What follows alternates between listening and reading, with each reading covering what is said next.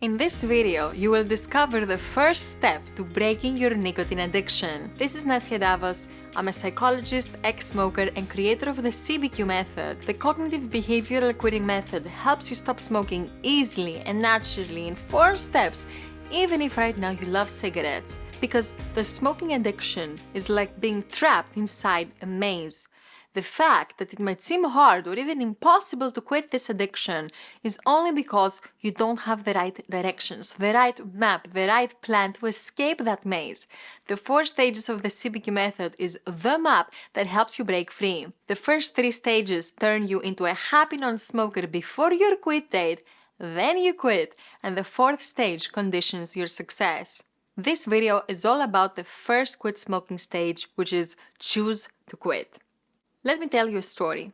So a few years ago, a member from our community, let's call her Betty, she joined our CBQ Method Facebook group because she was diagnosed with cancer and her doctors and her family made it clear that she needed to quit smoking. Of course, Betty knew she needed to quit smoking, but at the same time, she needed a cigarette more than ever because all the worry, all the fear, all the pressure from her diagnosis, this made her smoke even more. The more she tried to quit, the more she smoked. Betty had reached a point even where she rationalized that quitting smoking was worse than smoking because quitting smoking would cause too much stress, and well, stress wasn't good for her either. On a side note, quitting smoking does not cause stress. Feeling deprived causes stress, and that's what the CBQ method helps you avoid. So, when Betty found the CBQ method and she learned that the first step is about choosing to quit, that it's about making a decision, she said, well, I have to quit. I need to quit.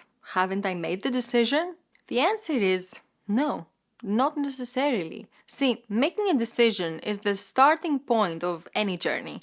No intentional achievement happens without a decision. Every success, every accomplishment starts with a decision, and quitting smoking is no different. But most people quit smoking without making a real decision first, so their quit doesn't last. Most people skip this stage without knowing it because they mistake their desire, their preference, their wish, or their need to stop smoking. They mistake this with a decision. But it's not, because wanting something is not the same as deciding to see it through. Yes, to quit successfully, you need to have some desire to quit, even a little, but the desire alone eventually fades away. Circumstances and inconveniences chip away at your desire eventually. Well, think about it from your own life. Have you ever said, I should, I could, I have to quit smoking? You've probably said this many times before, but for some reason, you didn't see it through. You had every intention to quit smoking when you said you would, but sooner or later, life got in the way, and it always does. At the same time, think back at your life decisions. Have you ever said about anything, that's it, I've had enough, this has to change? Maybe you had to remove a relationship from your life or make a difficult career choice. Whatever it was, the stakes were high, and even though the road ahead wasn't clear and you had no idea how to pull it off, you knew you would make a change. And because of that inner certainty, you felt that nothing could get in your way. And nothing did. So in one case, you wanted something, so it evaporated, the desire. In the other case, you had decided. And maybe when you made that unstoppable decision in your life before, you did it on instinct. You took action without knowing how you did it. But that's okay, because making a firm decision is something that can be repeated. There is a recipe to it. And the real difference between desire and decision is commitment. Commitment is what actually turns a desire into a decision. Now, how do you know if you're committed? When you simply want something, your mind sees 2 paths forward. One road says, yes, I'll do it, and the other road says, but not yet. Later, but it's not the right time. When you see 2 paths before you, you leave open the option to fail. You get in your own way. You taint your goal with doubt. Having 2 options allows you to jump from one path to the other when you face obstacles or inconveniences. You start giving yourself reasons why it's not the right time to quit, and you bargain and you jump back and forth, and you're never moving forward. I can assure you, your addicted mind can find millions of excuses to rationalize why you need to stop smoking later. That's its job. But what turns off this chatter is commitment. When you're committed, you no longer see two paths before you. You only see one path. One path that says it's happening no matter what. It's a one-way street. That one path has one option only. That path says, I will see this through. There is no other way. That dedication to your goal, that is commitment. When you're committed, you're determined. You are certain that you're going to do it. Not succeeding is not an option. Now, take that committed decision and pair it with the other 3 quit smoking stages, and quitting smoking will happen so easily. It will be such a smooth transition. So in this quit smoking stage, you go from yes, but to yes, no matter what. And you turn your desire to quit smoking, however faint that desire may be right now, that's okay. You turn your desire into a decision. And you do that even if you feel that the decision to quit smoking has been made for you because of health or other reasons. This stage is where you make the decision for yourself, because the truth is that quitting smoking is always your choice, even if it doesn't feel like that. A real, committed decision can make you psychologically ready to stop smoking.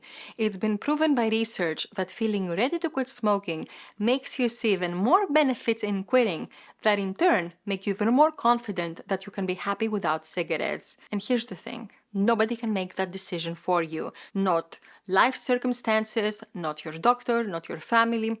Only you can do it. Only you. So how do you do it? Now, one of the very important parts of this quit smoking stage is to know your why.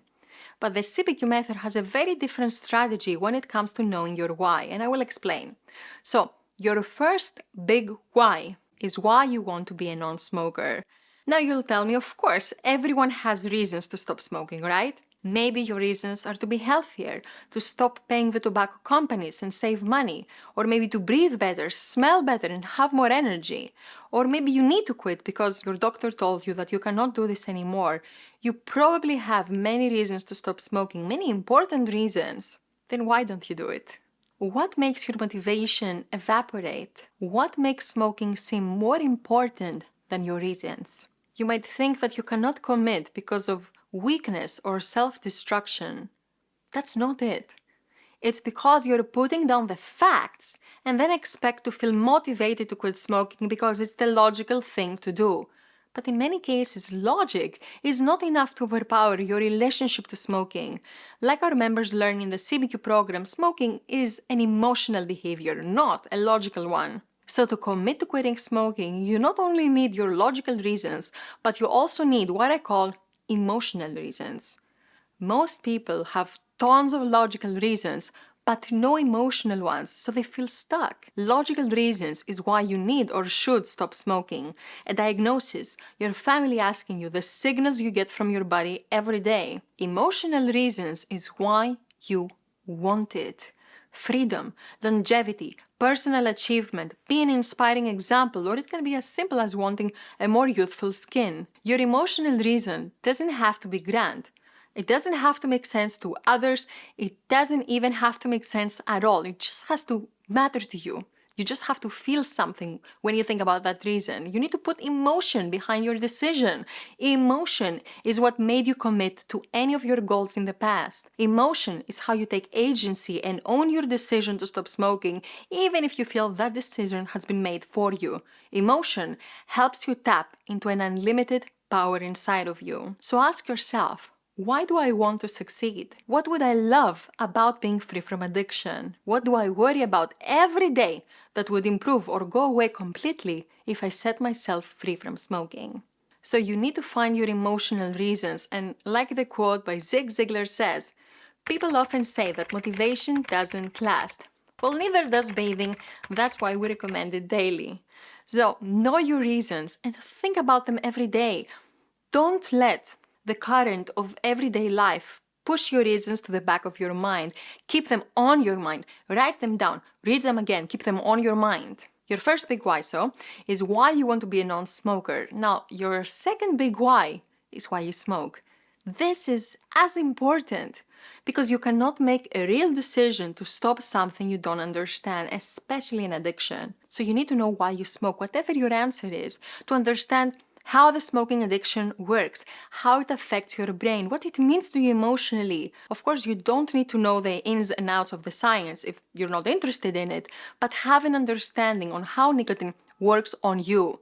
That understanding starts removing the illusion that there's magic in your cigarettes, because as smokers, we live life as if there is magic in those cigarettes. They help us focus, they help us relax, they help us think something through. Well, understanding why you smoke starts chipping away at that illusion. So take a moment and ask yourself, do I know how smoking affects my body and mind? Why do I feel so happy when I have smoked less than usual? And why do I feel relaxed after smoking a cigarette? You need to know those things. So, the first step to breaking free from nicotine is making a real decision. Now, how long does this stage last? The answer is until you've made a real committed decision. In the CBQ program, we spend 3 days on this quit smoking stage because every day has exercises that build upon each other to get you to make a real decision. If you're doing the CBQ method by yourself, my advice is to take as long as you need to make your decision. Look into the tips I gave you earlier about knowing your whys and search the CBQ channel for more. You will know you have decided when your commitment is strong, consistent, and you know it that your time is now. There is no later, it is now. Betty, that I told you about before, had lots of logical reasons to stop smoking, but she still felt stuck. And now you understand why. Now, while going through this stage, Betty realized that having to quit smoking and owning up to making it happen were worlds apart. And she discovered that for her emotional reason was to change the story of her family, who were all smokers. See, her sister, her brother, and her dad had died from cancer because of smoking. This is a true story. And they smoked through it. And Betty found power in changing that for herself. She wanted to take control. So she quit smoking, and after a long chemo treatment, she was cancer-free. And the empowerment she felt by making the decision to change what was within her control, this empowerment stayed with her for life. So that's it. Thank you for watching this video. I hope you enjoyed discovering the first quit smoking stage of the CBQ method, choose to quit. Now let's say you've made the decision. What happens next? Do you just quit smoking? No, not yet. The next stage is where you stop desiring smoking and where you change your relationship with nicotine. See you in the next video. To get started with the CBQ method for free and reprogram your mind back to that of a non-smoker using cognitive behavioral science, make sure you get the CBQ Getting Started Guide and video. The link is in the description below. In the CBQ Starter Guide and video, this is an amazing guide, an amazing video, you will discover the 4 quit smoking stages, how they work together, how they made you a smoker, and you will also get a beautiful and practical PDF guide to help you to be your map along your journey. The CBQ method is modeled on the success of happy non-smokers of 20 plus years, and it was created by a psychologist and ex-smoker. If you want to check out our award-winning quit smoking program, the CBQ program, or join our free Facebook group community full of supportive and inspiring people and stories, we have the best community, or if you want to become a CBQ coach or CBQ partner, check the links below this video. See you next time.